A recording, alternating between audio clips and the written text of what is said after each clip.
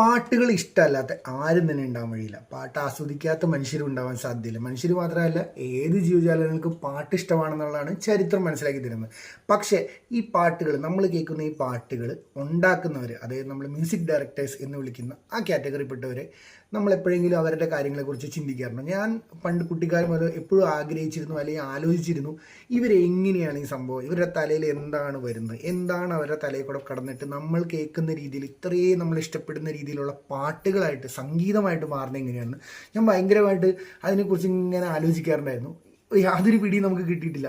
പക്ഷേ ഇവരുണ്ടാക്കുന്ന പാട്ടുകൾ നമുക്ക് എപ്പോഴും വളരെ ജീവനാണ്.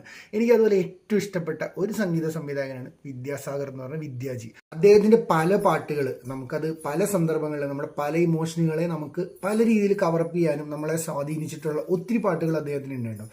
നിങ്ങൾക്കും ഇതുപോലെ വളരെ ഇഷ്ടപ്പെട്ട ഒരു സംഗീത സംവിധാനം ഉണ്ടാവും. അദ്ദേഹത്തിൻ്റെ പേരൊന്ന് കമൻറ്റ് ബോക്സിൽ കമൻറ്റ് ചെയ്യുമോ, അല്ലെങ്കിൽ അദ്ദേഹത്തെ മെൻഷൻ ചെയ്യാലും മതി.